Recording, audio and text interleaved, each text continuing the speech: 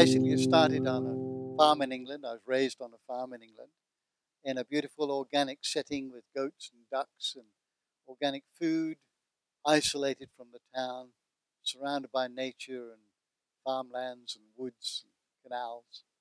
And it was an idyllic lifestyle for a boy to grow up in. And then something profound happened to me, which was traumatic to say the least, and had an impact on my life for some 30 years, where I was on holiday in Cornwall and I was sexually abused by a pedophile uncle. And for a 5-year-old boy, it was very, very confusing. The abuse was entangled with words of love and affection and stimulation and disgust. All of that went through this abuse.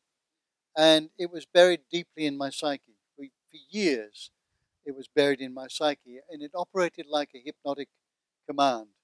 So whenever I went into it later on in life, when I went into a relationship, I would play out all of the segments of this abuse.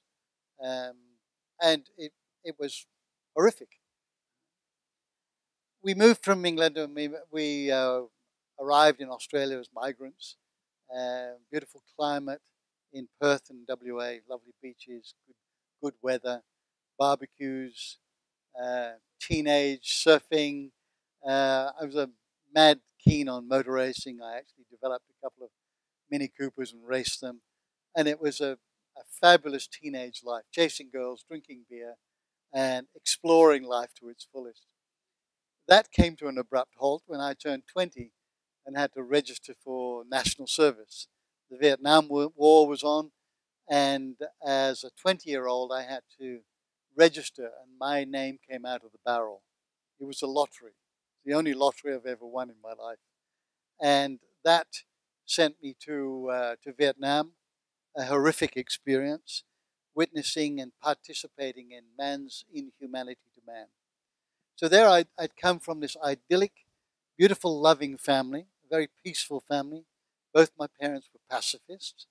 There was never any argument or discourse about horrible things in our home. It was all about peace and harmony. And I found the exact opposite. A war in Vietnam where the atrocities of war and being part of it. I was part of that situation.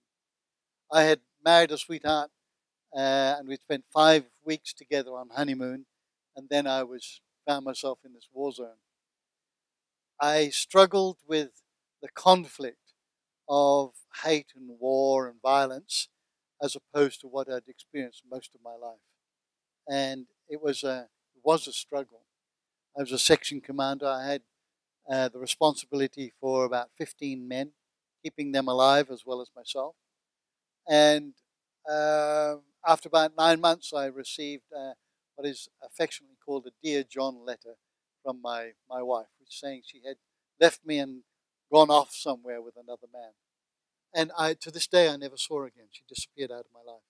And that night, traumatized, heavily traumatized by that experience, I walked out of my tent. I was out in the jungle, took my rifle with me, put a round up into the spout, and sat down with the rifle between my legs with the barrel against my head and the first pressure on the trigger.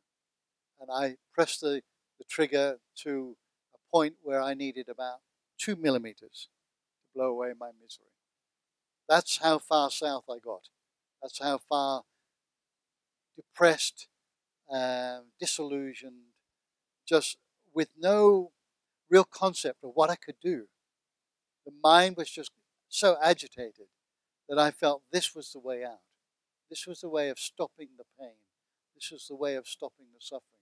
And that was my intention, to do that.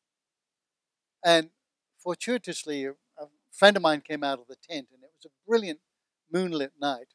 And he saw me sitting there and calmly sat opposite me.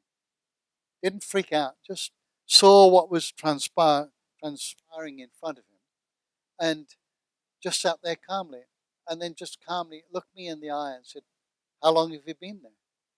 How long have you been here? And I said to him through my tears and grief and sobbing, about 20 minutes.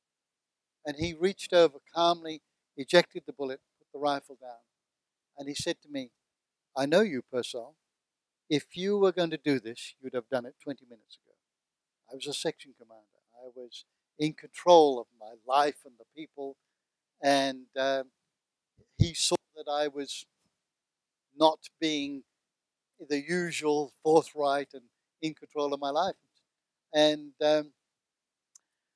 in that moment, we stood up and we hugged and we cried and we cursed the American government, we cursed the Vietnamese government, we cursed the Australian government, we cursed everybody for our predicament, totally unaware that it was self-created, which of course now I know it was.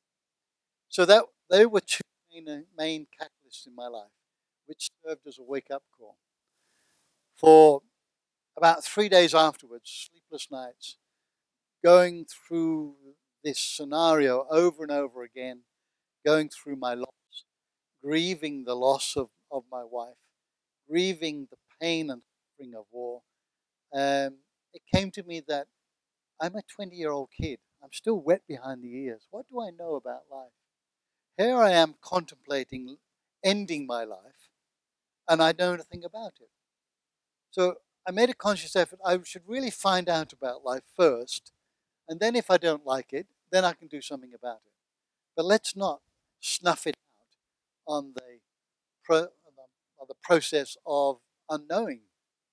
So that was my major wake up call. That was the baseball bat the universe whacked me between the eyes to say wake up. And that from that moment on, I've made a conscious effort to this day to find out about life, to delve deep into it, to ask questions, ask the deeper questions, and going deeper and deeper. Not just the tip of the iceberg, to find out what is the content of the iceberg below and what is inside it. What is inside life? What is the meaning of it? What is the meaning of my life? Why am I here? What is my purpose? Just profound questions I constantly ask myself, and to this day continue to that process. And it's led me to some amazing people, some amazing teachers, some amazing experiences, some amazing relationships, and some amazing awakenings, and culminated in India some 25 years ago, where I worked with a Vedanta master who lived very simply by the side of the Ganges.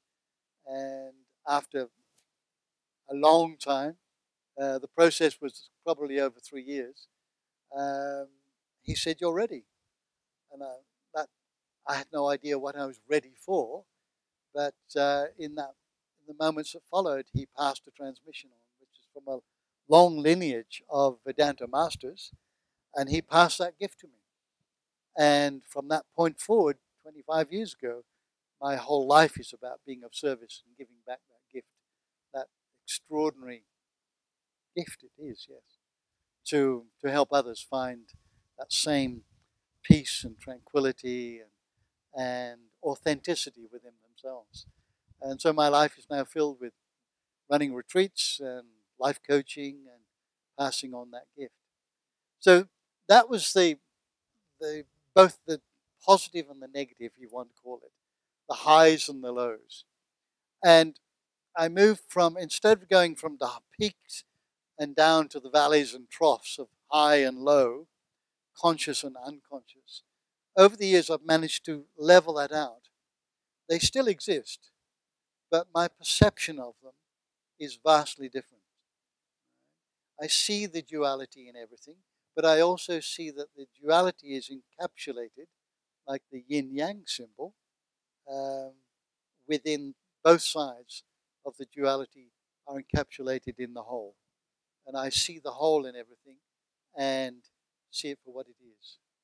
It's been an extraordinary journey, ending up here in the mountains of Bali, giving retreats and coaching people and living a simple lifestyle. That's the story, but it's not who I am. It's led to who I am. Who I am is not my story. I'm not the life story. I'm not this body. I'm not my thoughts. I'm not my emotions. I'm not an individuated spirit. I am the culmination of all of that work and experiences. And it's been wonderful. It's just been an amazing incarnation coming up through the hippie days of the 60s to this most profound transformation of human awareness that we are experiencing now.